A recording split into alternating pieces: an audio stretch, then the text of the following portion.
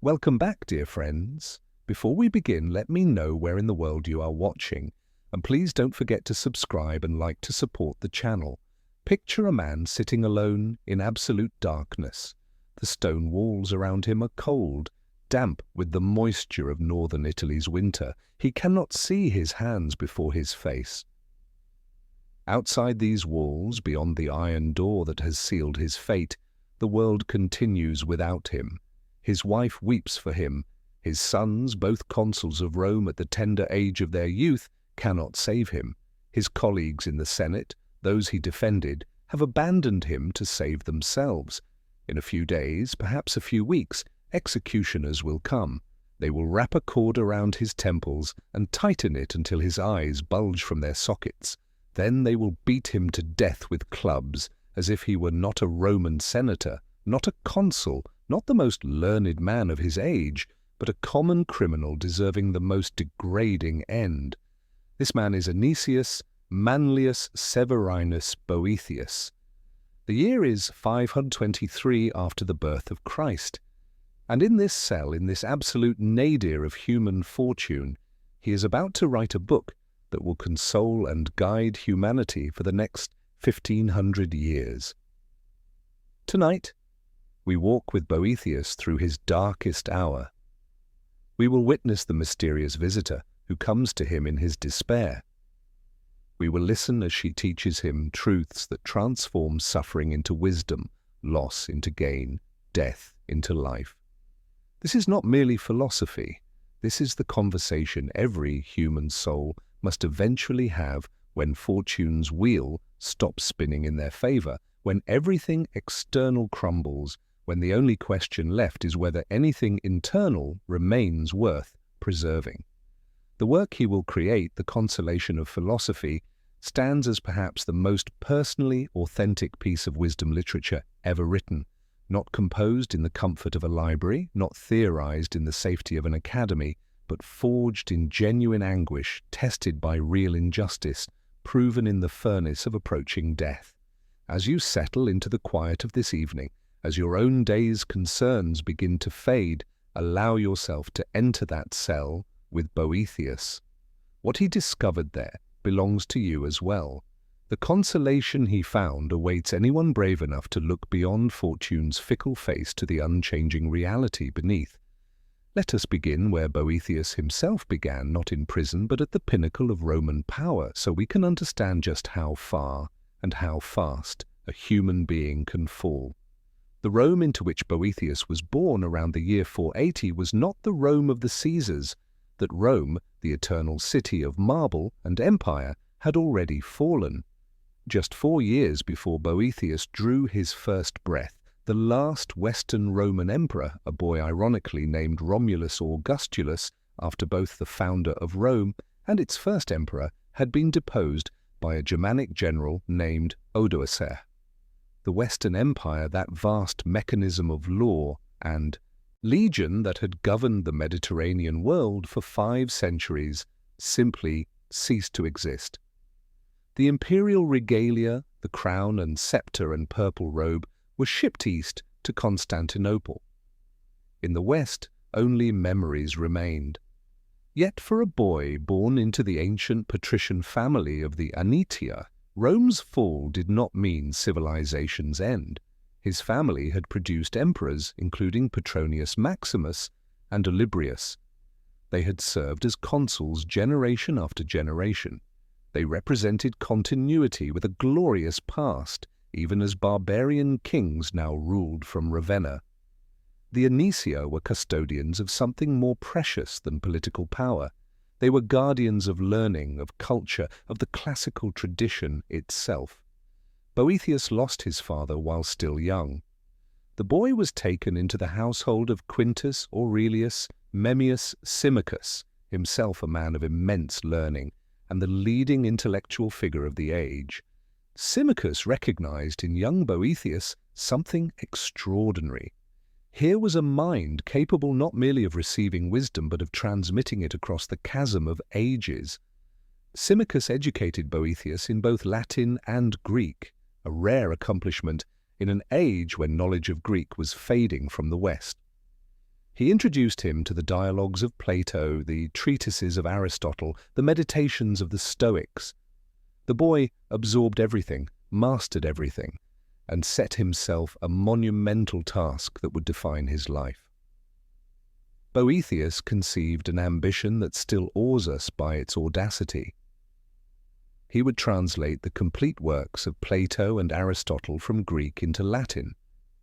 He would write commentaries, making their thought accessible to Latin readers. He would demonstrate that these two giants of Greek philosophy, often seen as opposed, actually agreed on fundamental matters. Through this labor, he would ensure that the intellectual treasures of Athens would not perish from the earth, even as the political structures of Rome crumbled into dust. He was building an ark of wisdom to carry civilization across the flood of barbarism. And he succeeded, at least in part. His translations of Aristotle's logical works, his commentaries on Porphyry's Isagoge, his treatises on arithmetic and music and geometry, all became foundational texts for medieval education. When scholars in later centuries spoke of Aristotle, they often knew him only through Boethius. When they studied logic, they used Boethius's categories and syllogisms. He was not just preserving the past, he was shaping the intellectual future of Europe. But Boethius did not retreat into scholarship. He believed, like Plato before him, that philosophers had obligations to the political community. When Theodoric the Great, king of the Ostrogoths, established himself as the effective ruler of Italy, Boethius entered his service. This choice reveals much about the man. Theodoric was a barbarian, an Arian Christian whose theology Rome considered heretical, a Germanic warlord who wore Roman costume but commanded Gothic warriors. Yet Theodoric respected learning, maintained civil administration, and offered Boethius a chance to serve the common good. Boethius rose swiftly. By the age of 30, while still composing his philosophical commentaries, he was made consul, one of the highest honors Rome could bestow even in its diminished state. He married Symmachus's daughter Rustitiana, binding himself even closer to Rome's intellectual aristocracy. He served with distinction, known for his integrity in an age of corruption, his eloquence in an age of declining rhetoric, his learning in an age of spreading ignorance. When Theodoric made Boethius's two sons joint consuls in the year 522, it seemed the ultimate vindication. The same year, Theodoric elevated Boethius to the position of Magister Officiorum, Master of Offices, effectively the chief administrator of the kingdom. Picture Boethius in that moment, not yet 45 years old, standing at the absolute summit of what remained possible in the post-Roman world.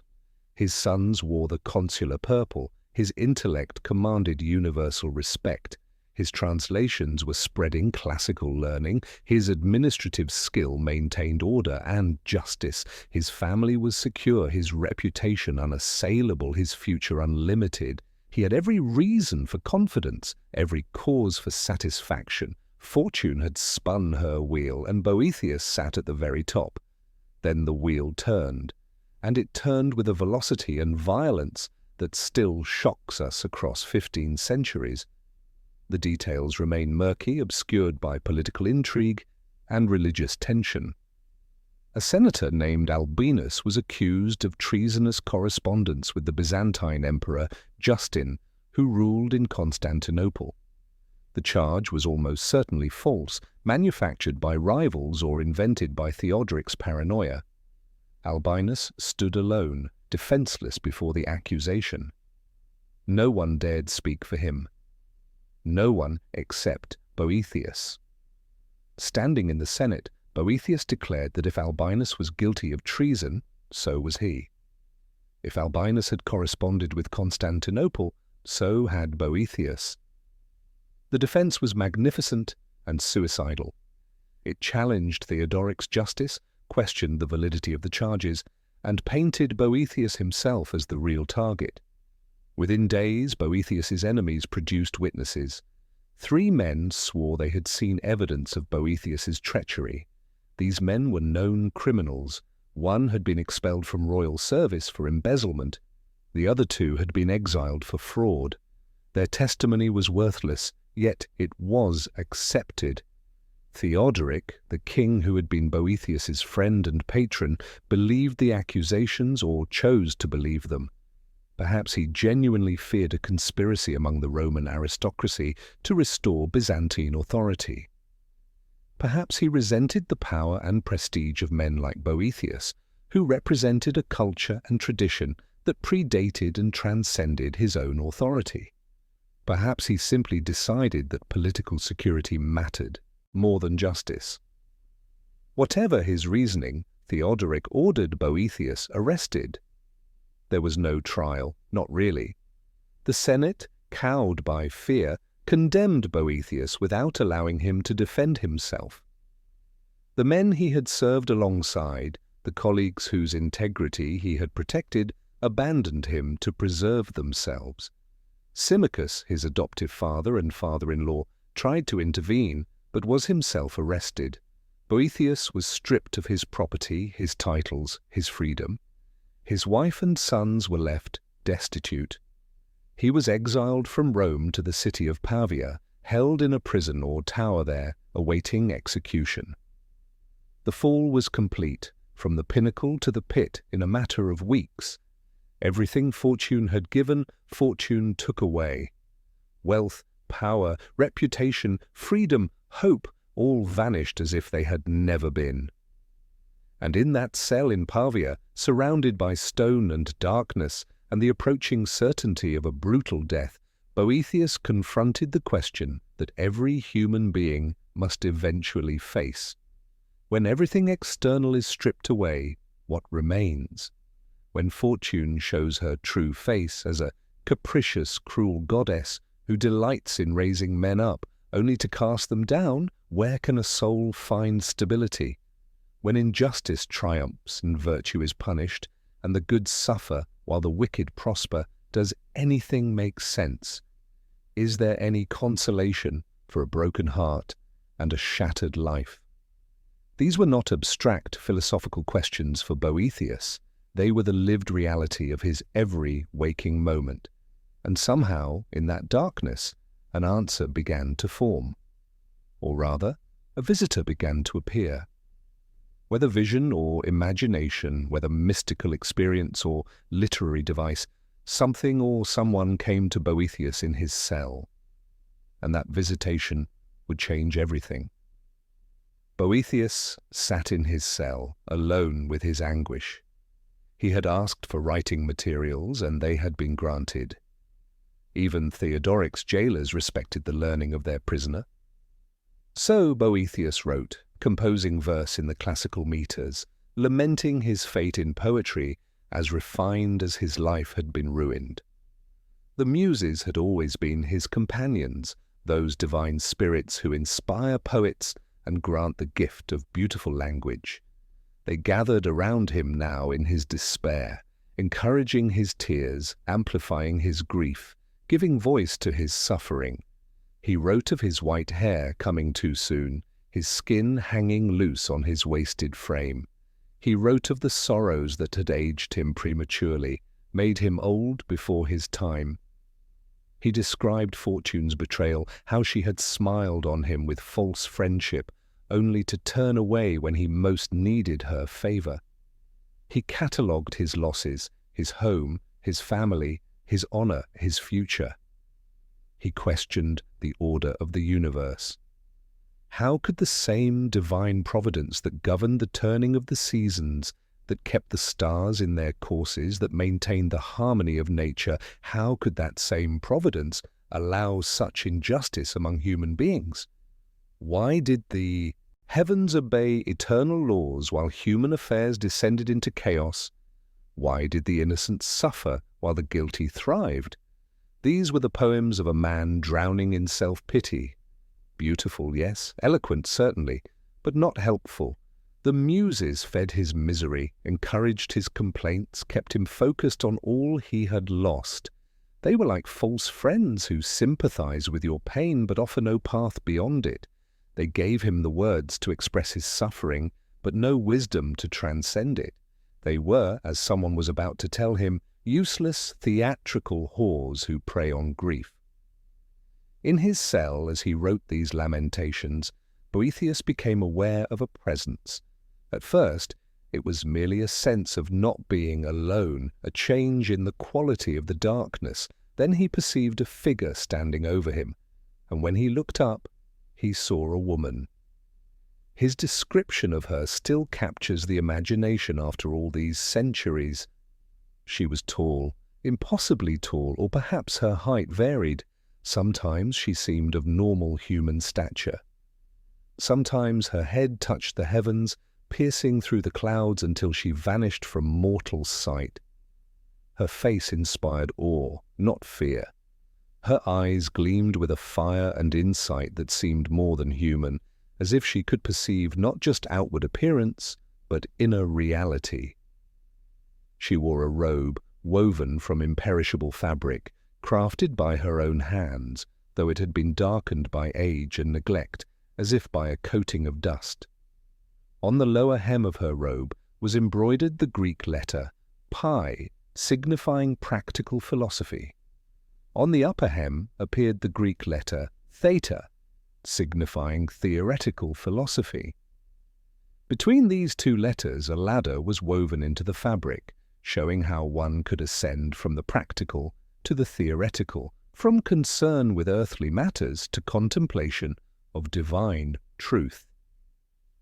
But the robe had been torn in places, violent hands had ripped pieces from it, as if vandals had attacked the garment, each claiming a fragment while destroying the whole. This detail was crucial. It represented how various schools and sects had torn pieces of wisdom from philosophy, each claiming a part while losing sight of the unified truth. Boethius stared at this vision, uncertain whether he was dreaming or awake, whether he faced a goddess or a hallucination born of despair and isolation. But when she spoke, her voice carried an authority that demanded attention. She looked at the muses gathered around Boethius, those spirits of poetry who had been encouraging his lamentations, and her face hardened with anger. These theatrical sluts, she called them, these harlots who feed on human misery. They offer no cure, only poison disguised as medicine. They encourage tears instead of drying them. They nurture weeds instead of cultivating fruit. She commanded them to leave, and they left, slinking away, looking back with sorrowful faces. Boethius, confused and still caught in his grief, started to protest. These muses had been his companions in sorrow. But the woman cut him off. She sat down beside him on the edge of his bed, looking at him with eyes that saw too much. When she spoke again, her voice was gentler, but no less penetrating. She recognized him. Despite the ravages of grief and imprisonment, despite the tears and the desperation, she knew who he truly was. Or rather, she knew who he had forgotten he was. "I am philosophy," she said. And Boethius, scholar that he was, recognized her then. This was no stranger, but his oldest and most faithful companion. This was the love of wisdom itself, personified, come to him in his darkest hour. She had not abandoned him. He had abandoned her, or at least forgotten her, distracted by fortune's gifts and then devastated by fortune's betrayal. But she had been with him all along, waiting for him to remember. Philosophy examined Boethius like a physician examining a patient. She looked into his eyes, touched his pulse, considered his symptoms. Her diagnosis was clear and devastating in its accuracy. Boethius was suffering from amnesia, a forgetting of self. He had lost track of his true nature. He had identified himself with his external circumstances, with his possessions and positions and reputation. When these were stripped away, he felt that he himself had been destroyed. But this was illusion. The real Boethius, the essential Boethius, remained untouched by fortune's wheel. He had simply forgotten this truth. Philosophy knew that Boethius, in his current state, was not ready for the strongest remedies. His illness was acute, his pain too raw. So she promised to proceed gently, offering soothing treatments first, preparing him gradually for the more powerful medicine that would ultimately heal him. But make no mistake, she intended to cure him completely, to restore him to health, to help him remember who and what he truly was. The cure would require time and patience and honest engagement with difficult truths. It would mean examining his assumptions about happiness, about justice, about the nature of reality itself. Boethius, exhausted and confused, nevertheless felt something shift inside him. The presence of philosophy, her calm authority, her clear sight, offered something the muses never could. They had encouraged him to wallow in his misery. She invited him to think his way through it. They had amplified his pain. She promised understanding that could transmute pain into wisdom. They had focused his attention on what he had lost. She directed his attention to what remained and what could never be lost. The dialogue was about to begin. Philosophy would ask questions, Boethius would answer. She would present arguments, he would consider them. She would tell stories, recite poetry of her own, challenge his assumptions, push him to think more clearly about what he truly wanted, what really mattered, what genuinely constituted happiness or misery. This would not be a gentle conversation. Philosophy was a stern teacher, willing to use sharp truths when necessary. But unlike the muses, who offered only sympathy, philosophy offered something infinitely more valuable. She offered the possibility of genuine consolation, the kind that does not depend on circumstances changing, but on understanding changing, the kind that could sustain a man even as he walked to his execution. And so they began Prisoner and Philosophy in a cell in Pavia, with death approaching and everything apparently lost. But as the dialogue unfolded, it would become clear that the real loss was forgetting, and the real gain would be remembering. Boethius had everything he needed. He just had to remember where to look. Philosophy began her treatment with the most obvious question, the one that had been tormenting Boethius since his arrest. Why had fortune abandoned him? After years of favor, of success upon success, of gifts piled upon gifts, why had she suddenly turned her face away? Why had she taken everything back, and with such violence and injustice? It seemed cruel beyond measure, a betrayal that violated some unspoken contract. Surely fortune owed loyalty to those she had once favored.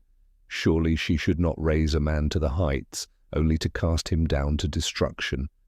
Philosophy smiled at this, but it was not a kind smile. It was the smile of a teacher watching a student reveal a fundamental misunderstanding.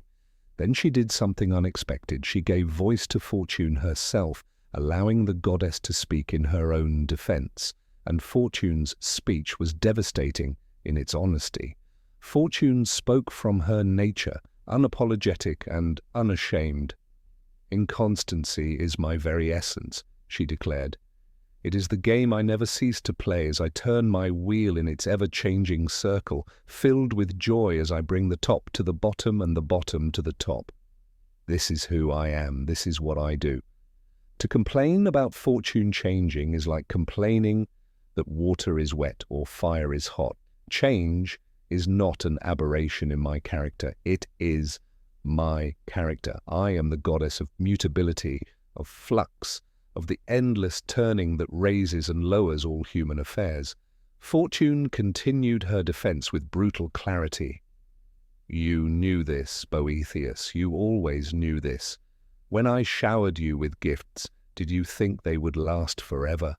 Did you imagine that you were somehow special, exempt from the fate of countless others who rose on my wheel only to fall again? I warned you through their examples. You saw kings become beggars, the famous forgotten, the powerful made powerless.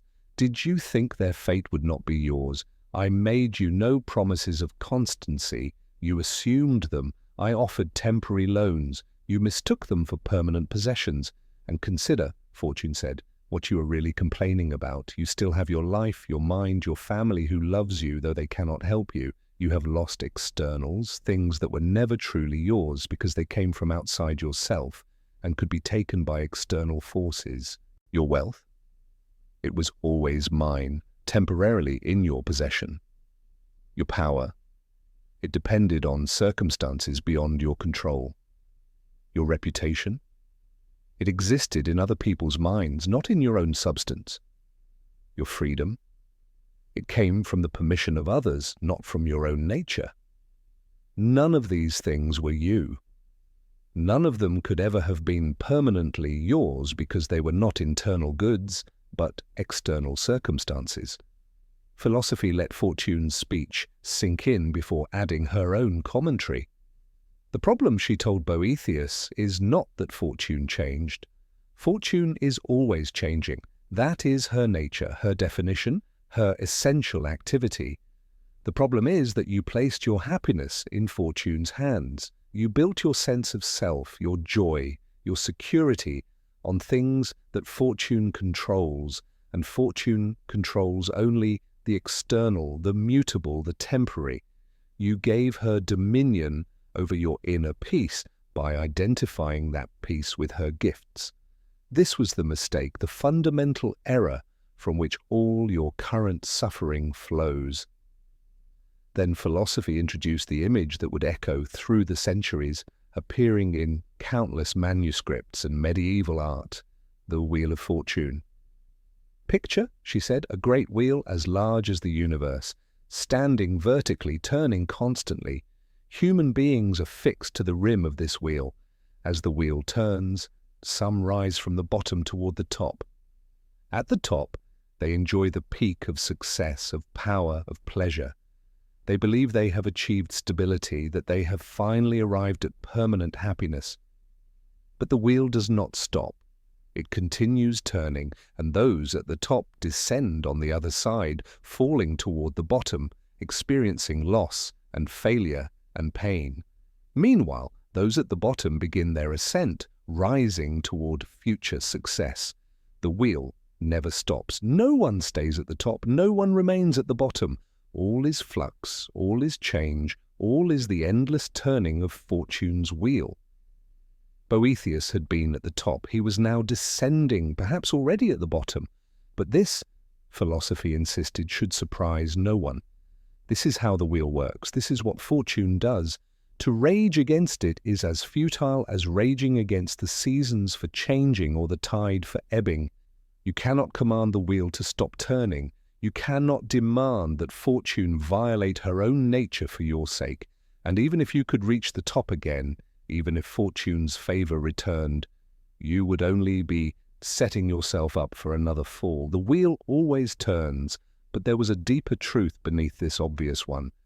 As philosophy continued teaching, she revealed something about the wheel that changed everything. The wheel has not just a rim, but a hub, a center around which it turns. At the rim, the motion is violent, the change is extreme, the rise and fall dizzying. But at the hub, at the very center, there is stillness. Perfect stability, no motion at all. And between the rim and the hub, the closer you move toward the center, the less you are affected by the wheels turning. The wise person does not try to control where they sit on the rim. The wise person moves inward toward the center, toward the hub where Fortune's changes cannot reach. This movement inward, philosophy explained, is the movement from external goods to internal goods. As long as you seek happiness in wealth, power, pleasure, reputation, anything that Fortune controls, you remain on the rim, subject to violent changes. But when you seek happiness in wisdom, in virtue, in understanding, in the cultivation of your rational nature, you move toward the center.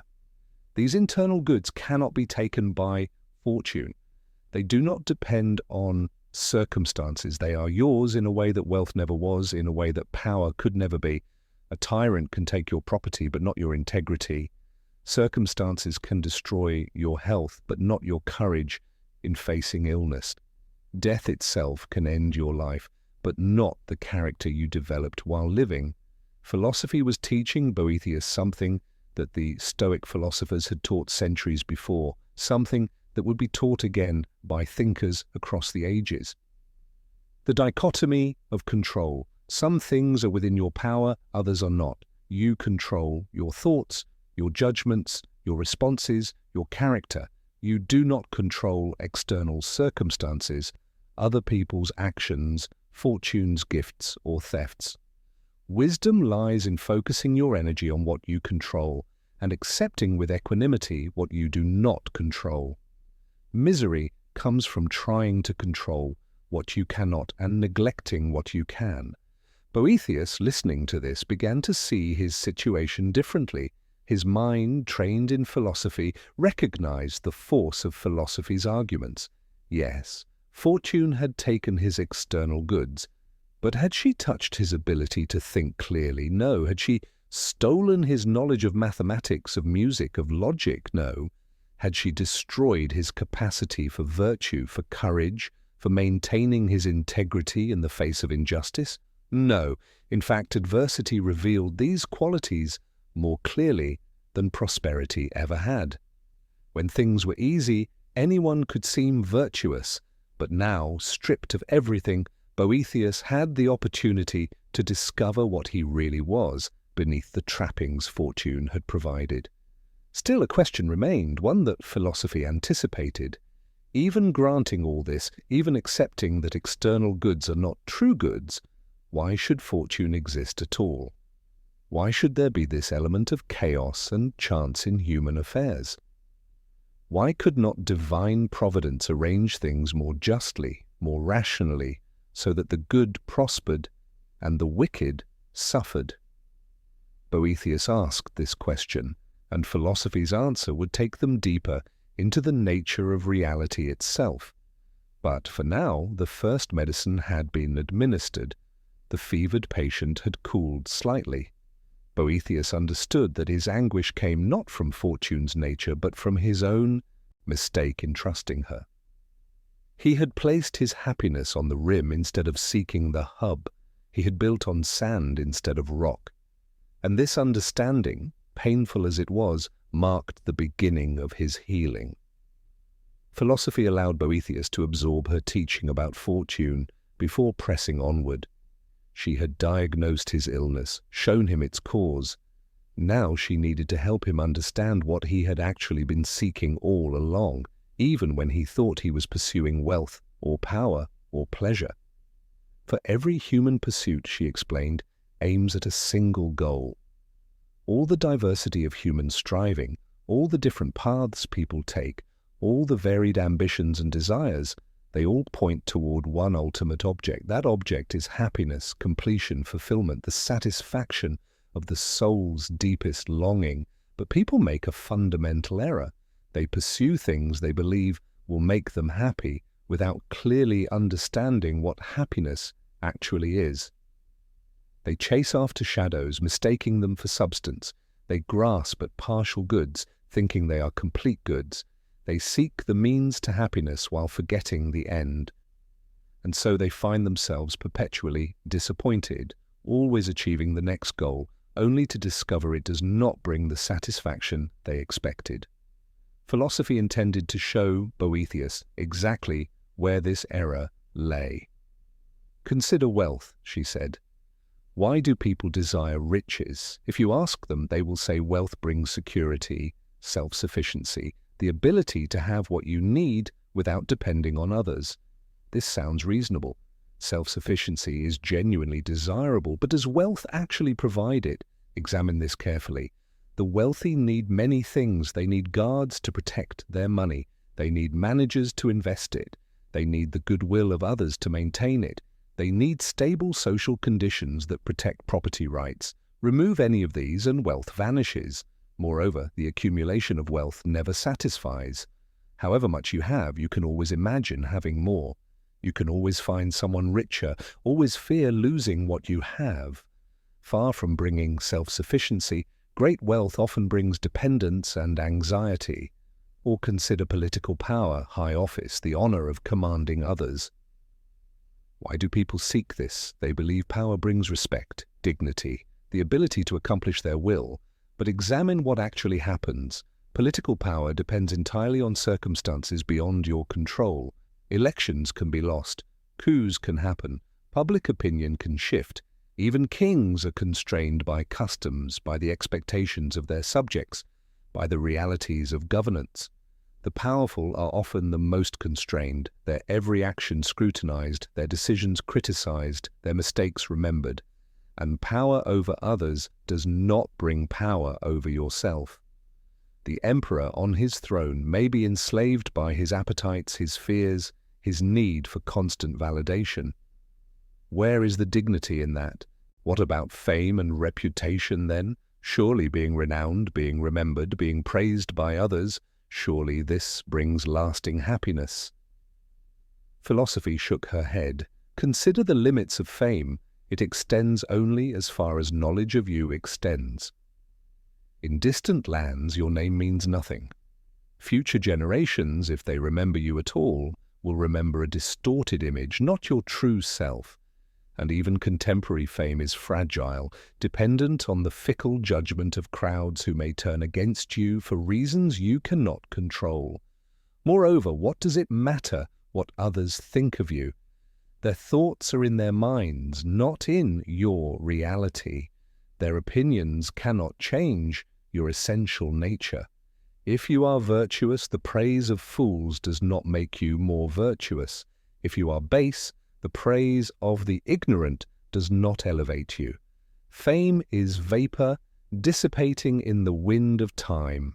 Perhaps, then, happiness lies in physical pleasure? In the satisfaction of bodily desires, the enjoyment of sensory delights. But this, philosophy pointed out, is what we share with animals. Beasts pursue pleasure and flee pain. If this is the height of human happiness, then humans are no better than cattle, their rational nature wasted. Moreover, pleasure is fleeting. The moment of satisfaction passes quickly, often leaving regret or emptiness in its wake. Pleasure pursued for its own sake often leads to excess, to slavery, to appetites, to the degradation of the very humanity that should be elevated. And pleasure is vulnerable. Age diminishes it. Illness destroys it. Circumstances beyond your control can remove all opportunity for it. Each of these supposed goods, philosophy demonstrated, shared the same flaw. They were partial, not complete. They were vulnerable, not secure. They promised more than they delivered. They were means mistaken for ends. And most importantly, they were external, not internal. They depended on factors outside your control, on fortune's gifts, on circumstances that could change in an instant. As long as Boethius sought happiness in these things, he would be disappointed. Even if fortune restored everything she had taken, even if he was freed and vindicated and returned to power, he would still be building on unstable ground, still vulnerable to the next turn of fortune's wheel. But why do these partial goods attract us at all? Philosophy's answer was profound. Each of them is a dim reflection of the true good. Wealth seems attractive because we genuinely need self-sufficiency. Power seems desirable because we need the ability to accomplish good things. Fame seems valuable because we need to be recognized and valued. Pleasure seems worthy because we need joy and satisfaction. These are not illusions, they are real needs. The error lies in thinking that external things can fully satisfy internal needs.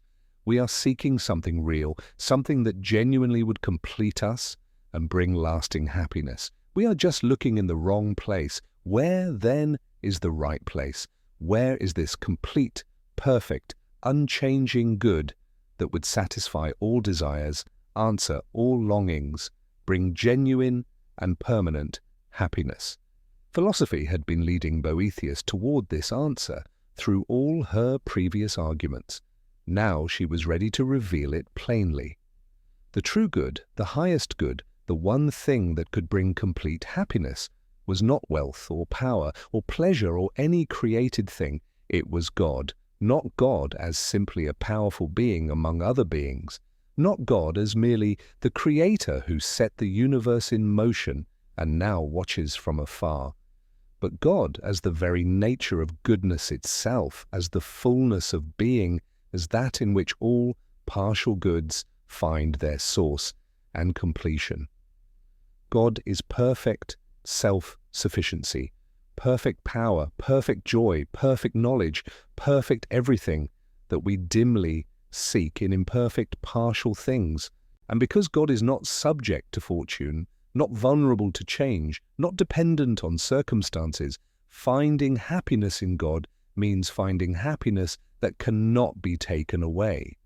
Philosophy's teaching was Platonic in its structure. All earthly goods are imperfect copies of perfect forms. All temporal things participate in eternal realities. What we seek in the changing world is actually the unchanging source of all that exists. Our hearts are restless, not because there is no rest, but because we seek rest in things that cannot provide it. Like people dying of thirst, drinking seawater, we consume what increases rather than satisfies our need. But fresh water exists. The true good exists. We need only turn toward it, recognize it, seek it where it actually can be found. Boethius, following philosophy's arguments, saw their force. His training in Plato had prepared him for this conclusion. Yes, he could see that wealth and power were shadows of something real. Yes, he could understand that his misery came from losing things that never could have made him permanently happy. Yes, he could recognize that he had been seeking fulfillment in fortune's gifts when fulfillment lay elsewhere. But questions remained. If God is perfect goodness, if providence governs all things, why does evil exist? Why do the wicked prosper and the good suffer? Why do injustice and suffering mark the world that a good God supposedly governs? These questions demanded answers. And philosophy would provide them, though the answers would require Boethius to think more carefully about the nature of reality than he ever had before. Philosophy recognized that Boethius needed to understand not just what true happiness was, but how the universe was actually structured. The problem of evil, the question of why the good suffer, could not be answered without grasping the relationship between God's eternal perspective and the temporal unfolding of events in the created world. So she began to teach him about providence and fate, two terms that seem similar, but represent fundamentally different aspects of reality. Providence, philosophy explained, is God's simple, unchanging vision of all that happens. Imagine an architect who conceives a building in a single, unified thought. The architect sees the completed structure instantly, all at once, every room and wall and detail present simultaneously in the mind's eye. That is providence. God, existing outside of time in eternity, sees all of history in a single, eternal now.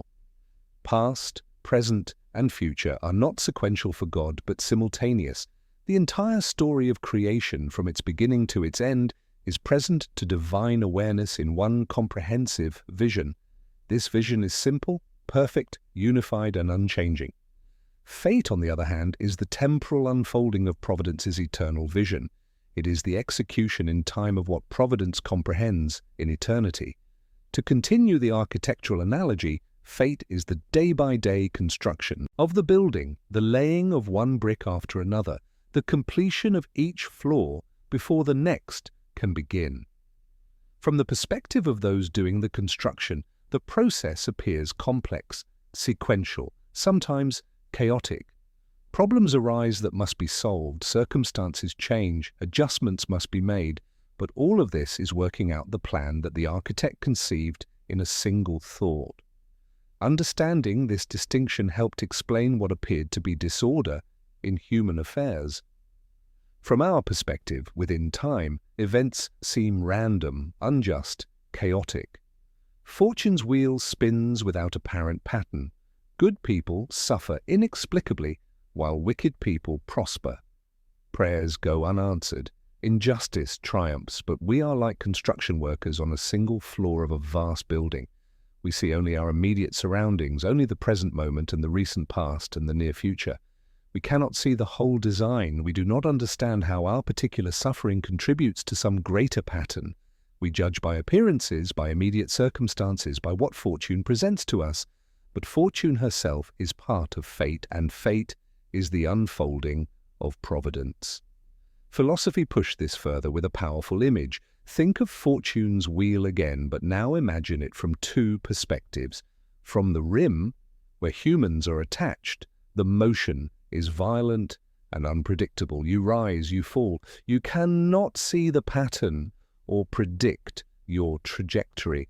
But from the hub, from the center where the axle runs, the motion is perfectly regular, perfectly predictable, turning according to unchanging principles. And above the wheel entirely, from outside it in eternity, God sees not motion at all, but a complete pattern. Every position of every person on the wheel presents simultaneously to divine vision. What appears to us as chaos is actually order viewed from a limited perspective. What seems unjust is actually justice operating on a scale we cannot comprehend from within time. The good person suffering adversity may be strengthened by the test, may be prevented from greater future harm, may be serving some purpose in the larger pattern that remains invisible from their temporal position. The wicked person prospering may be storing up judgment, may be given rope to hang themselves, may be serving unwittingly as an instrument of providence.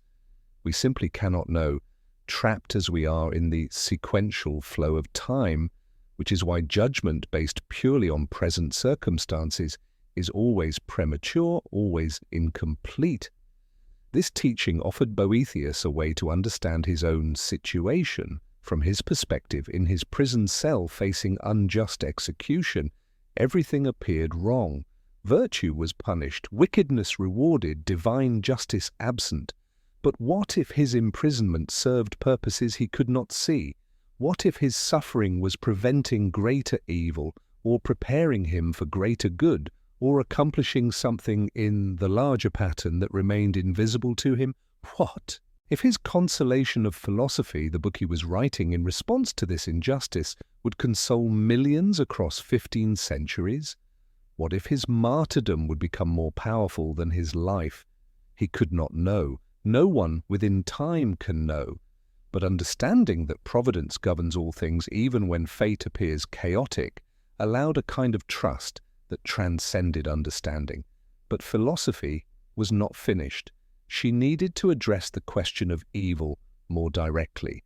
If providence governs everything, if God is perfectly good and all-powerful, why does evil exist at all? Why not simply prevent wickedness, eliminate suffering, create a world where only good things happen to good people?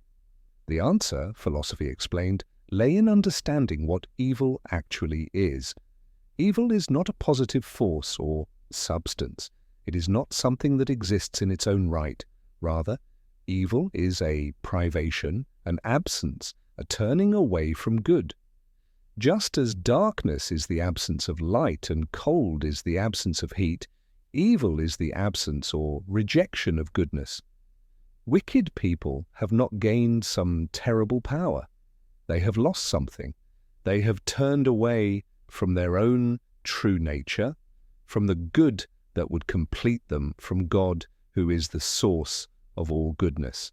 In doing evil, they diminish themselves, become less than they could be, less than they should be, less than they truly are. This means that evil is ultimately self-defeating. The wicked person, in pursuing false goods, fails to obtain true happiness. In seeking power through wickedness, they actually become powerless, unable to achieve the genuine fulfillment their nature seeks. In trying to harm others, they primarily harm themselves, degrading their own humanity, cutting themselves off from the true good.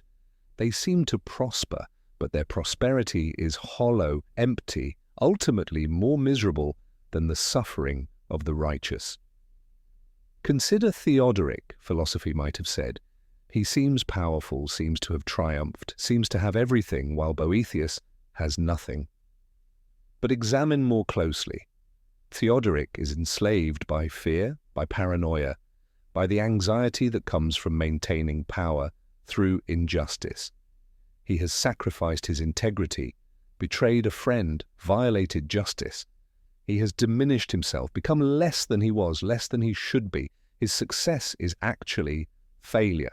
His power is actually weakness. His prosperity is actually poverty of soul. He is more imprisoned than Boethius, though Boethius sits in a cell and Theodoric on a throne. Meanwhile, what has Boethius actually lost? External goods that were never truly his, that never could have made him genuinely happy. But what has he retained? His rational nature, his capacity for wisdom, his integrity, his connection to the highest good. Fortune has taken everything she gave, but she cannot take what she never gave. The essential Boethius remains, and in some ways is more fully himself now than when prosperity distracted him with false goods. This teaching transformed the meaning of suffering. Adversity was not simply punishment or proof of God's absence. It could be education, testing, strengthening, a revelation of what truly matters. The good person facing difficulty had opportunity to demonstrate virtue, to grow in wisdom, to move closer to the center of fortune's wheel. Suffering could strip away false dependencies, reveal the difference between essential and accidental, teach lessons that prosperity obscures. It was not good in itself, not something to be sought, but it could serve good purposes in the hands of a wise providence. As Boethius listened to these arguments, his perspective continued to shift. The injustice of his situation had not changed. Theodoric was still a tyrant. The false witnesses were still liars. His condemnation was still wrong. But these facts no longer controlled his inner state. He was learning to judge by a different standard, to value different things, to find his center of gravity in something fortune could not touch. The medicine was working, though the treatment was far from complete. Philosophy had more to teach, particularly about the question that troubled Boethius most deeply. If providence governs all things, if God knows everything that will happen, does human free will actually exist? Can we genuinely choose, or are we simply playing out a script already written? The answer to this question would require careful thinking about the nature of time itself. The question of free will arose naturally from philosophy's teaching about providence. If God exists outside of time, seeing all moments simultaneously, then God sees right now every choice Boethius will ever make. God knows whether Boethius will face his execution with courage or despair. God knows whether Theodoric will repent or harden his heart. God knows the outcome of events that from our perspective have not yet happened. But if God already knows what we will choose, can our choices be genuinely free? Or are we simply following a predetermined path, our sense of freedom an illusion? Philosophy recognized this as perhaps the most difficult question in all of philosophy: how to preserve both divine foreknowledge and human freedom, how to maintain that God knows all things without making human choice meaningless. Many thinkers had struggled with this paradox. Some denied divine foreknowledge to preserve freedom. Others denied real freedom to preserve divine knowledge. But both solutions seemed to sacrifice something essential. Philosophy aimed to show that both could be true, but only if we thought carefully about the nature of time and knowledge. Begin with the nature of knowledge itself, philosophy said. Knowledge must conform to the nature of what is known. When you know something, your knowledge takes a form appropriate to that thing's existence. When you know a rock through your senses, you perceive its color, shape, hardness through physical sensation. When you know a mathematical truth through your reason, you grasp it as a necessary relationship independent of any physical instance. Different kinds of being require different kinds of knowing, and God's knowledge, philosophy argued, must be understood according to God's own nature, not according to human nature. God exists in eternity, not in time. This point was crucial and easily misunderstood. Eternity is not simply endless time, time that goes on forever in both directions. That would still be temporal existence just without beginning or end. Rather, eternity is the complete possession of unlimited life all at once. It is existence without succession, without before and after, without the flow from past through present to future. In eternity, all moments that we experience as sequential are present simultaneously. There is no not yet and no longer, only an eternal now. From within time, we experience succession. Events happen one after another. Choices are made in the present moment with the past fixed and the future open. This is our lived reality, and within this reality, our freedom is genuine. When you choose between two options, the future is genuinely undetermined from your temporal perspective. You could go either way. Your choice makes a real difference in what happens. The future is open, full of possibilities, and your decisions shape which possibilities become actual. But God, existing in eternity, does not experience this succession. God does not look ahead to see what you will choose tomorrow. For God, there is no tomorrow. There is only the eternal now in which all of time is present. Your choice tomorrow, which from your perspective has not yet happened, is present to God's eternal vision. God sees it not as something that will happen, but as something that is happening in the eternal present that includes what we call past, present, and future. The analogy philosophy offered was spatial rather than temporal. Imagine you are watching a chariot race. You stand above the track and can see all the chariots at once.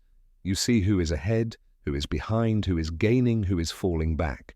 From your elevated position, all positions are present to your sight simultaneously, but the charioteers themselves experience the race sequentially. Each occupies only their present position, with past positions behind them and future positions ahead of them. Your seeing all positions at once does not cause their positions or eliminate their choices about how to race. You observe, you do not determine. Similarly, God's eternal vision of all time does not cause or determine what happens in time. God sees all our choices, but the seeing is an observing, not a causing. From our perspective, we choose freely in the present, and our choices could genuinely be otherwise. From God's perspective, all our choices are present in the eternal now, seen as they actually are made, with all their freedom and contingency. There is no contradiction, because the two perspectives are not competing views of the same temporal sequence, but rather temporal and eternal views that operate according to different modes of knowing. Philosophy introduced a subtle but crucial distinction to make this clear. She distinguished between simple necessity and conditional necessity. Simple necessity applies to things that cannot be otherwise.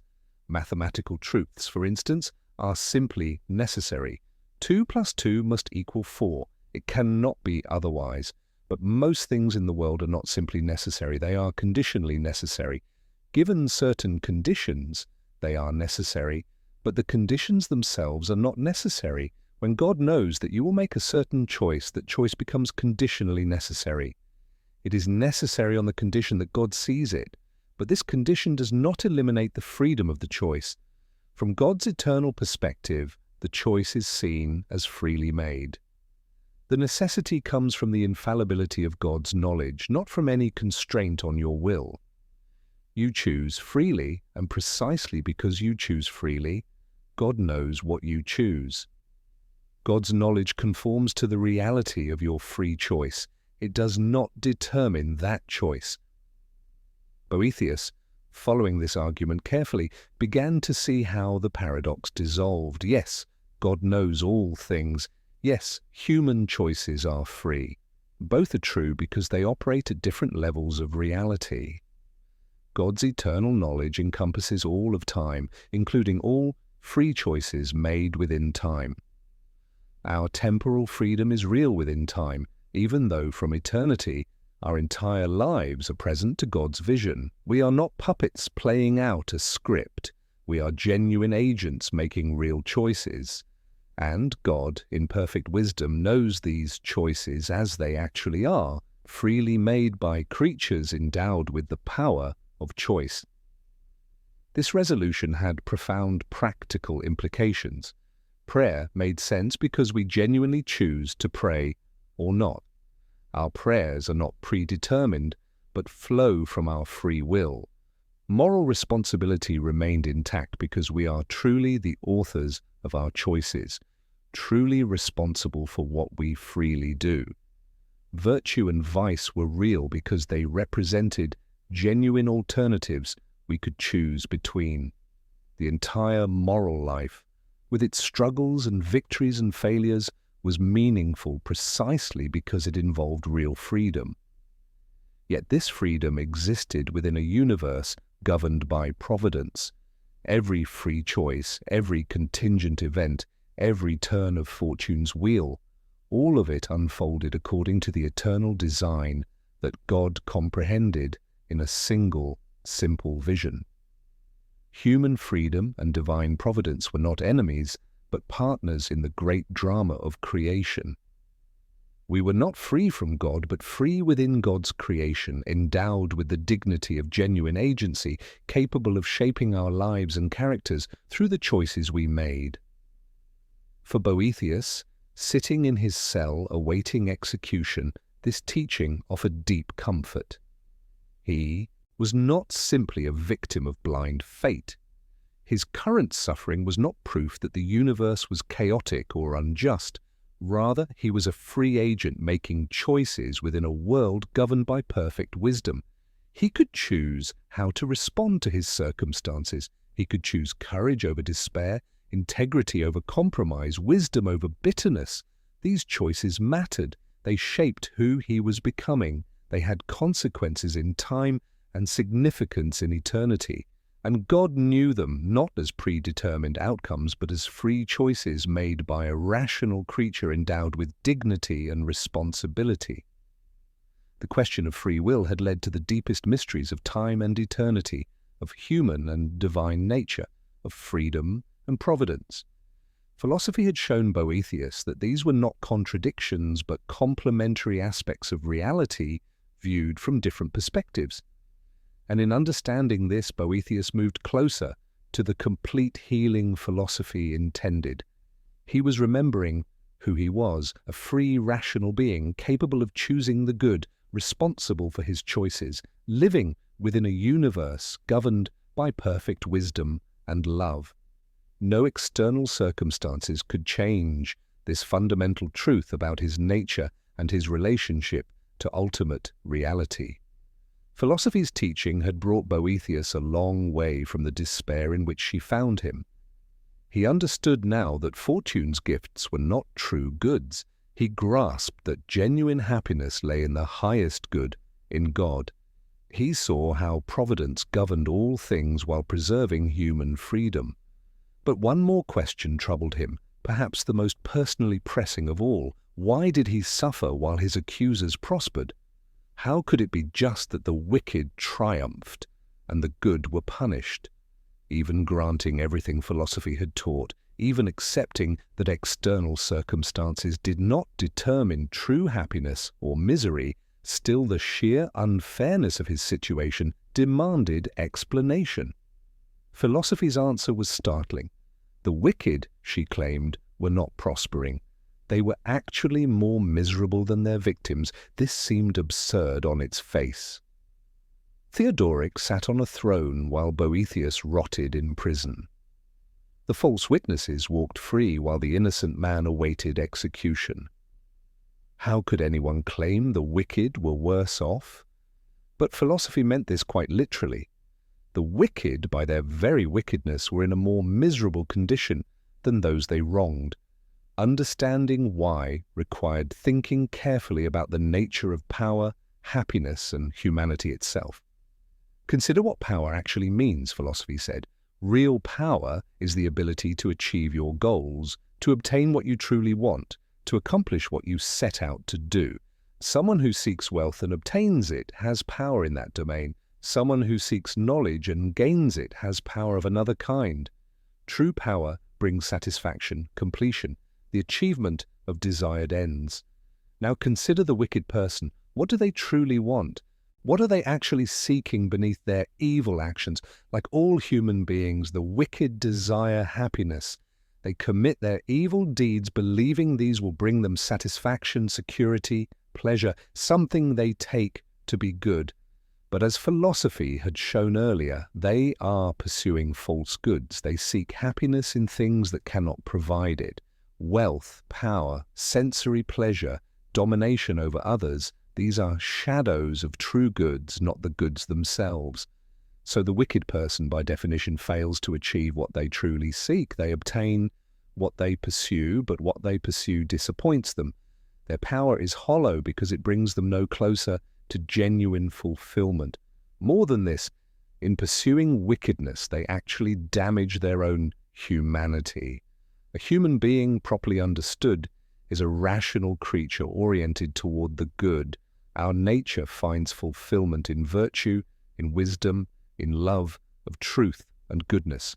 When someone chooses wickedness, they act against their own nature. They degrade themselves, become less than they should be, less than they could be. In a real sense, they stop being fully human and become more like beasts, driven by appetite and fear rather than guided by reason toward genuine good. Philosophy used a striking analogy. A person who descends into vice is like someone afflicted with a transforming illness that changes them from human into animal. The greedy man becomes a wolf, always hungry, never satisfied. The angry man becomes a lion, violent and aggressive. The lustful man becomes a pig, wallowing in physical pleasure. The deceitful man becomes a fox, cunning but untrustworthy. They have not gained power by their wickedness. They have lost their humanity, and with it any chance of achieving what they truly desire. They seem strong but are actually weak, prisoners of their own disordered desires, incapable of reaching genuine happiness. Now consider the one who suffers unjustly. What have they actually lost? External goods, circumstances beyond their control, things that fortune gave and fortune took away, but their humanity remains intact. Their virtue, if they possess it, stands stronger than ever, tested by adversity but not destroyed. Their capacity for wisdom is not diminished, but enhanced as they learn from suffering. Their connection to the highest good remains, and may even deepen as false goods are stripped away and true goods become clearer. They suffer, yes, but suffering does not make them less human. It can make them more human, more fully realized, more complete. This meant that the wicked person, for all their apparent success, was actually powerless. They could harm others' bodies, possessions, circumstances, but they could not touch what truly mattered, the inner integrity, the rational nature, the virtue of their victim. Meanwhile, they destroyed these very things in themselves. They seemed powerful but were actually impotent, unable to achieve their own happiness, unable even to recognize what happiness truly was. They were more to be pitied than envied, more miserable than those they tormented. Philosophy pushed this further. Not only were the wicked powerless, but wickedness was its own punishment. External punishment might never come. Society might fail to punish evil. Justice might not be done in visible public ways. But the wicked person carried punishment within themselves, the anxiety of fearing discovery and retaliation, the emptiness of false pleasures that never satisfy, the degradation of their own humanity, the isolation that comes from being unable to trust or love, the inner torment of conscience that can be suppressed but never silenced. These were not punishments added to wickedness from outside, they were the inevitable consequences of wickedness itself. Consider Theodoric again. Philosophy might have said to Boethius, yes, he exercises political power. Yes, he has condemned you unjustly. Yes, he seems to have triumphed. But look closer. Is he happy? Is he at peace? Does he sleep well at night? Or is he haunted by paranoia, fearing plots, unable to trust, aware at some level that he has betrayed justice and friendship?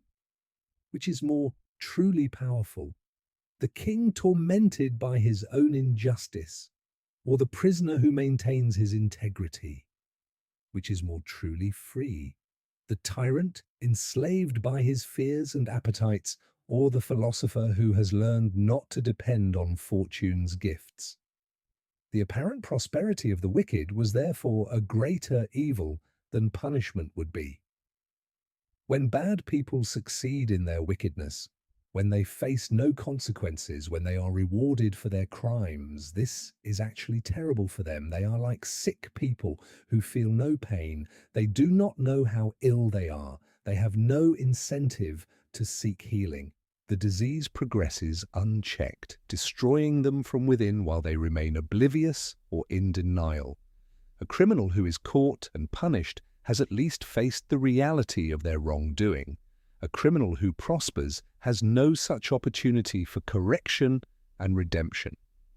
Meanwhile, the good person who suffers is better off than the wicked person who prospers, not because suffering is good in itself, not because adversity should be sought, but because suffering does not destroy what truly matters and can actually serve good purposes. It can strengthen character. It can reveal what prosperity obscures. It can strip away false dependencies and false gods. It can teach lessons that comfort prevents. It can prepare someone for greater future good.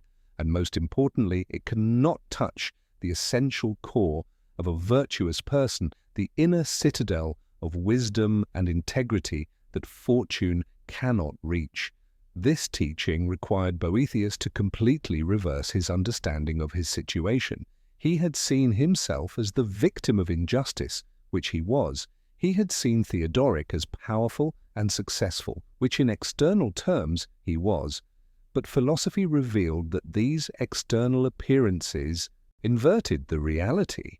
Boethius, imprisoned and condemned, was more powerful than his accusers because he retained what truly mattered.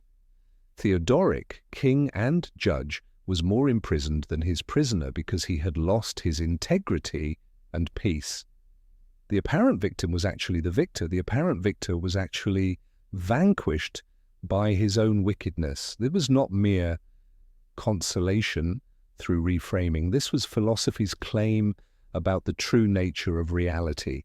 Justice was not absent from the world. It was operating at a level deeper than external circumstances. The wicked were already receiving their punishment in the very nature of their wickedness. The righteous were already possessing their reward in the very nature of their virtue. Divine justice worked not primarily through external distribution of fortune, but through the internal consequences of choices made. Each person, through their own decisions, moved closer to happiness or farther from it, regardless of external circumstances. For Boethius, this meant his approaching execution was not the final word. Theodoric could kill his body but could not diminish his soul. The false witnesses could destroy his reputation but could not touch his actual virtue. Fortune could take everything external but could not reach the inner realm where genuine happiness or misery was determined. In a profound sense, Boethius was more free in his prison cell, more powerful in his weakness, more fortunate in his misfortune than those who put him there. He had what they lacked. He was becoming what they were ceasing to be. And no executioner's club could change this fundamental reality. The dialogue between Boethius and philosophy had ranged across vast territories of thought. They had discussed fortune's nature, the highest good, providence and fate, free will and divine foreknowledge, the powerlessness of wickedness. Through all of this, philosophy had been administering her medicine, sometimes gently, sometimes sharply, always precisely calibrated to Boethius's need and capacity to understand. And the medicine was working. The fevered, desperate prisoner who began this conversation was being transformed into something else. Not someone who denied his suffering or pretended injustice was acceptable, but someone who understood his suffering and injustice within a larger framework of meaning. Philosophy's final gift to Boethius was the consolidation of everything she had taught. She showed him that all her arguments pointed toward a single truth, a single consolation that could sustain him through whatever came. The truth was simple to state, but profound in its implications. Your true self, your essential nature, your connection to the highest good, these cannot be touched by fortune or by any external circumstance. You are more than what happens to you. You are more than your circumstances. You are a rational being created for happiness, and true happiness lies not in fortune's gifts, but in your own inner orientation toward the good. This meant that Boethius had lost nothing essential. His wealth was gone, but wealth was never truly his. His political power was stripped away, but power over others was never the source of genuine power. His reputation was destroyed, but reputation existed in other minds, not in his own reality. His freedom was taken, but external freedom was always subject to circumstances. His life would soon end, but his life had never been simply biological existence. What remained was what always mattered most, his capacity for thought, for virtue, for wisdom, for love of truth, his connection to eternal realities that temporal events could not disrupt, his participation in divine goodness that no human wickedness could sever. Moreover, philosophy had taught him to see his suffering in a new light. It was not proof that the universe was unjust or that God was absent. It was not evidence that virtue was pointless or that wickedness triumphed. Rather, it was part of the complex unfolding of Providence's design, serving purposes that remained mostly hidden from temporal perspective, but that could be trusted because they flowed from perfect wisdom and goodness. His suffering might be strengthening him. It might be preventing greater future harm. It might be serving others in ways he could not see. It might simply be the consequence of living in a world where rational creatures have freedom and can choose evil.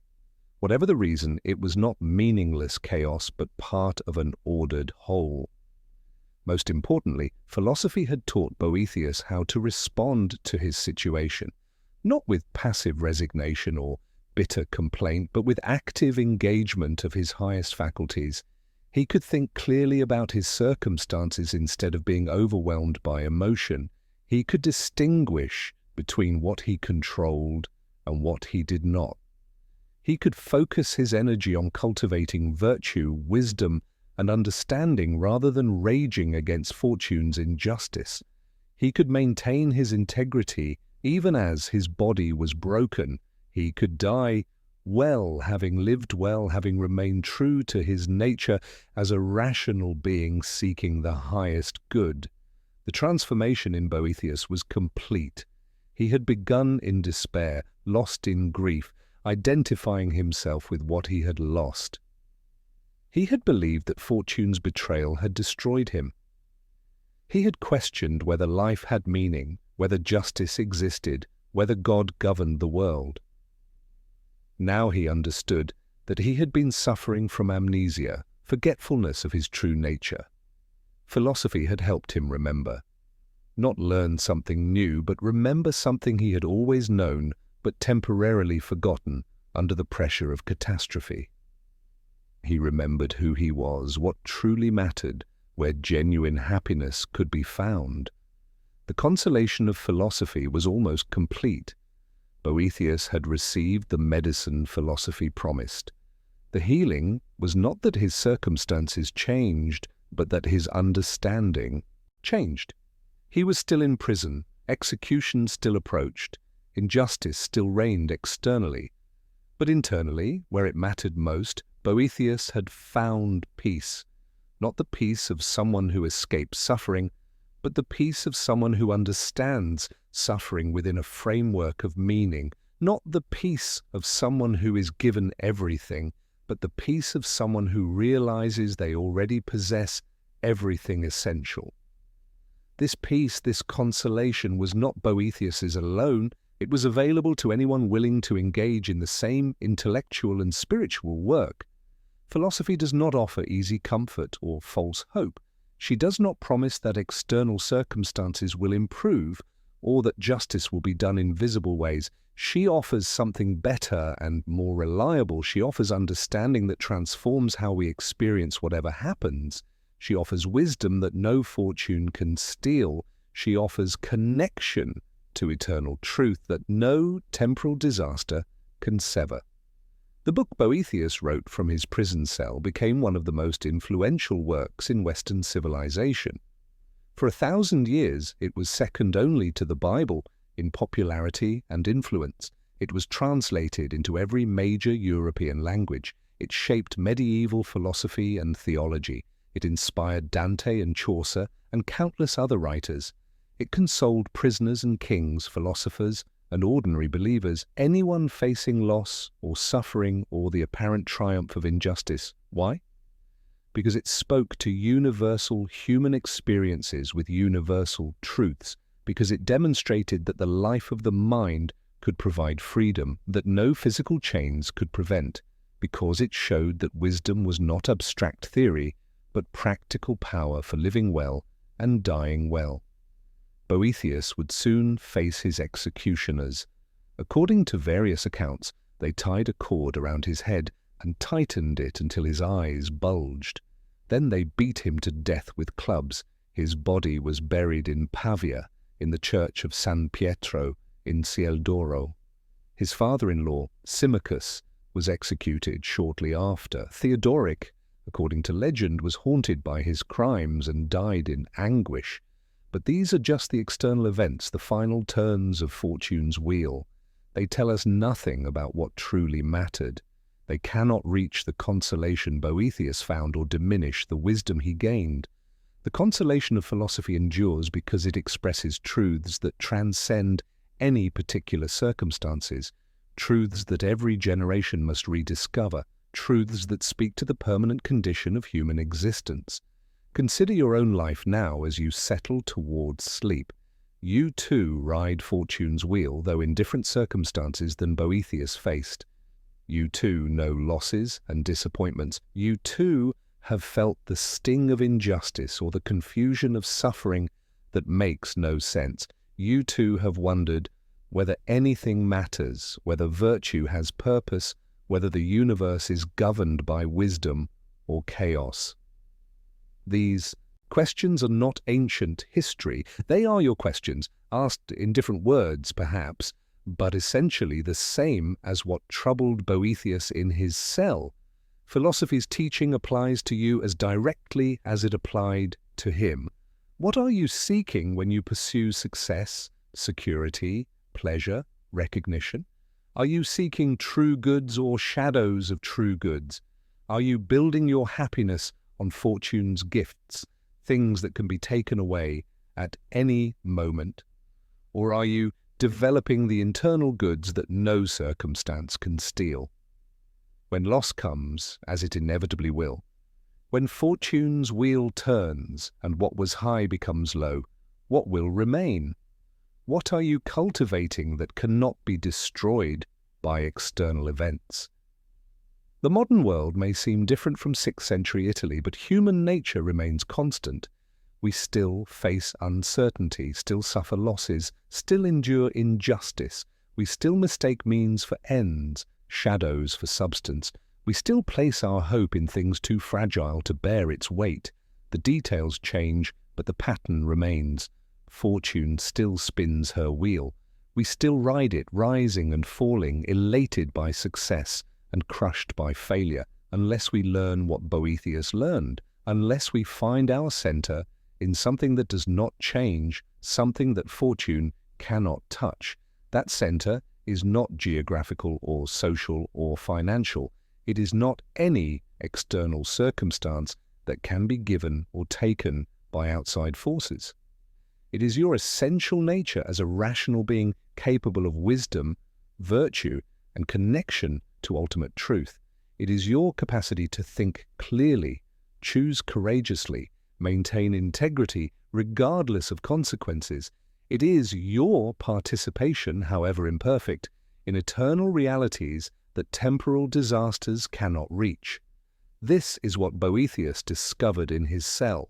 This is what philosophy taught him. This is what remains available to you right now, this moment, regardless of your circumstances. The practical implications are clear. Stop seeking happiness in things that depend on fortune. By all means, work for success, pursue reasonable goals, enjoy life's pleasures when they come, but do not make these the foundation of your peace. They are built on sand. They will not bear the weight of your soul's deepest needs. Instead, cultivate internal goods. Develop wisdom through study and reflection. Strengthen virtue through practice and habit. Deepen your understanding of what truly matters through honest examination of your priorities and values. Connect with realities that transcend the immediate through whatever means work for you: philosophy, prayer, meditation, contemplation of beauty or truth. When suffering comes, as it will, respond as philosophy taught Boethius to respond. Do not simply endure with gritted teeth or collapse in despair. Engage your rational nature. Think carefully about what has actually been lost and what remains. Distinguish between what you control and what you do not. Focus energy on what you can influence. Your thoughts, your responses, your character, rather than what you cannot, other people's actions, fortune's turns, the past that cannot be changed, or the future that cannot be predicted. Ask what you might learn from adversity. How might this difficulty strengthen you? What false dependencies might it reveal? What truths might become clearer when comfortable illusions are stripped away? Remember that the wicked who harm you are more harmed by their own wickedness than you are harmed by their actions. They may take your possessions, damage your reputation, even threaten your life. But they cannot touch what truly matters unless you let them. They cannot make you less virtuous unless you choose vice in response. They cannot destroy your humanity unless you abandon your own rational nature. Meanwhile, they destroy these things in themselves. They are more to be pitied than hated, more miserable than powerful, more imprisoned than those they victimize. Understanding this does not make their actions acceptable, but it prevents bitterness from poisoning your soul. Trust that Providence governs all things, even when fate appears chaotic. You cannot see the whole pattern from your temporal position. You do not know what purposes your suffering might serve, what future goods your present difficulties might enable, what hidden order lies beneath apparent chaos. This requires faith, not blind faith, but reasoned trust based on understanding that ultimate reality is governed by perfect wisdom and goodness. You are not asked to prove that everything happens for the best. You are asked to trust that even the worst happenings can be integrated into a larger good by the divine wisdom that comprehends all of history in a single eternal vision. Exercise your freedom responsibly, knowing that your choices genuinely matter. You are not a puppet playing out a predetermined script. You are a rational agent with genuine power to shape your character and life through the decisions you make. Each choice, however small, moves you closer to or farther from the highest good.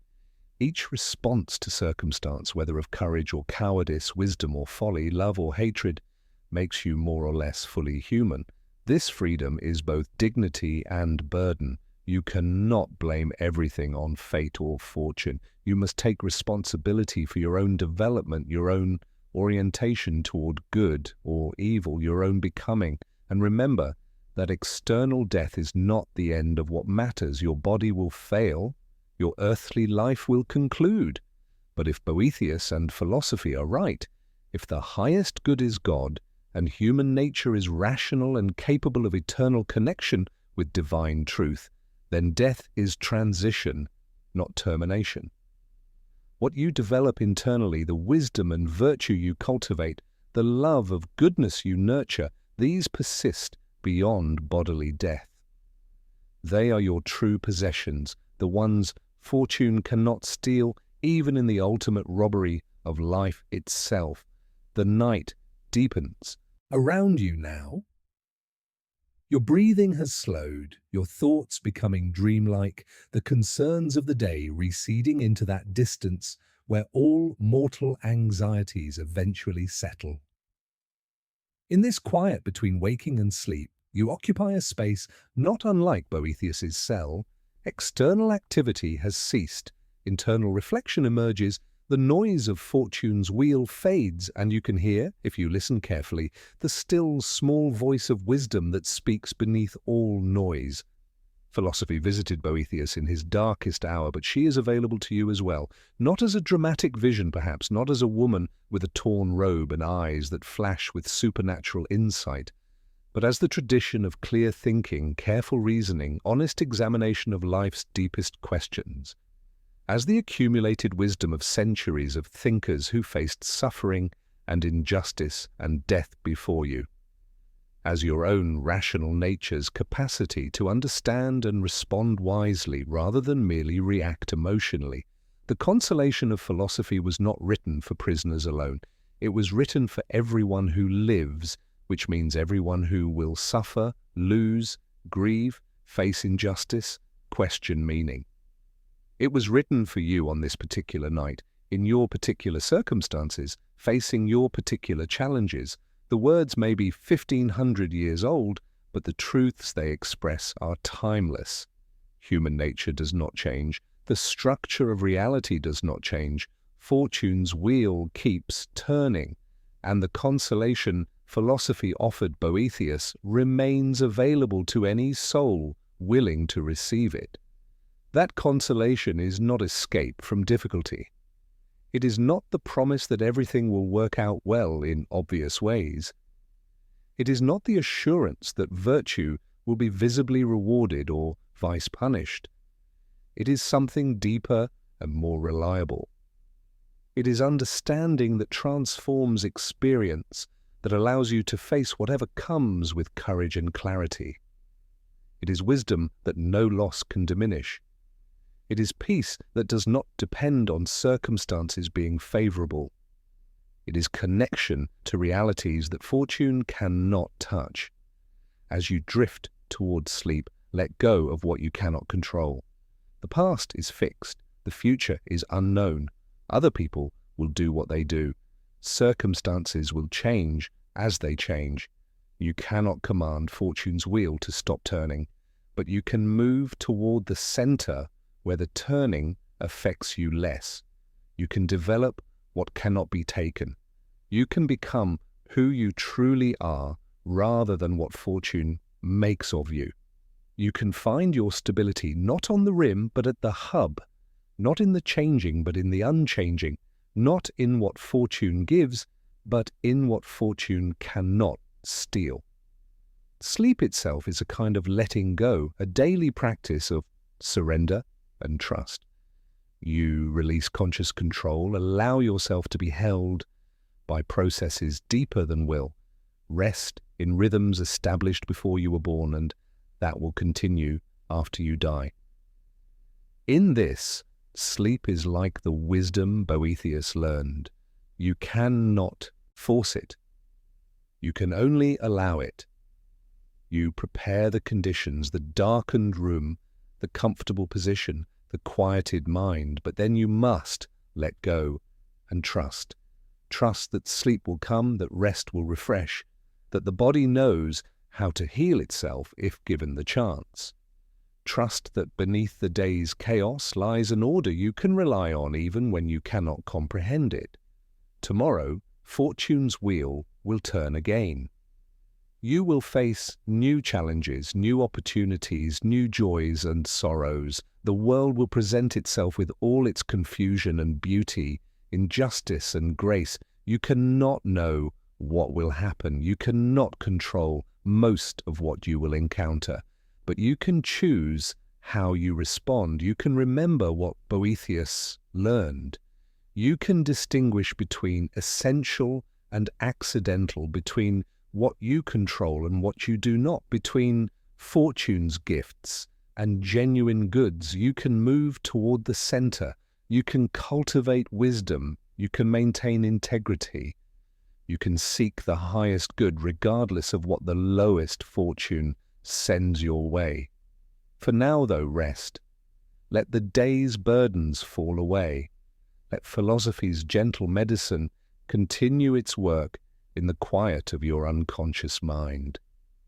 Let the truths that consoled a condemned prisoner in 6th century Pavia console you in 21st century uncertainty. Let the wheel turn without your resistance.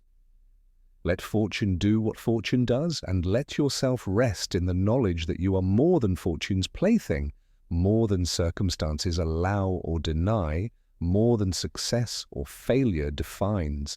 You are a rational being capable of wisdom. You are a human soul oriented toward the highest good. You are a living participant in mysteries that exceed your complete understanding, but that you can trust because they flow from perfect wisdom and perfect love. The night holds you gently now. Boethius's voice, philosophy's teaching, the accumulated wisdom of centuries all settle around you like a comfortable blanket. You are part of an ancient conversation, a timeless seeking, a perennial human effort to understand and to live well despite suffering. You are not alone in this. Countless others have walked this path before you.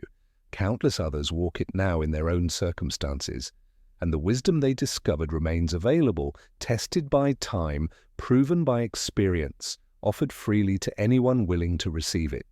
Rest now, sleep peacefully, let fortune's wheel turn in the darkness while you rest at the center. Let the day's concerns dissolve into dreams. Let understanding replace anxiety, wisdom replace fear, trust replace control. The consolation Boethius found awaits you. The peace philosophy offers surrounds you. The highest good that transcends all circumstance remains accessible now and always, closer to you than your own breath, more fundamental than any external event, more real than fortune's empty promises. Sleep, knowing that what truly matters cannot be taken. Sleep, trusting that wisdom governs all. Sleep, resting in the knowledge that your essential nature transcends whatever fortune brings. Sleep, held by realities that fortune's wheel cannot reach. Sleep in the consolation of philosophy, in the peace of understanding, in the quiet certainty that you are more, far more, than the circumstances of your life. Sleep well, gentle soul. The wheel turns, but you rest at the center. And that is all you need.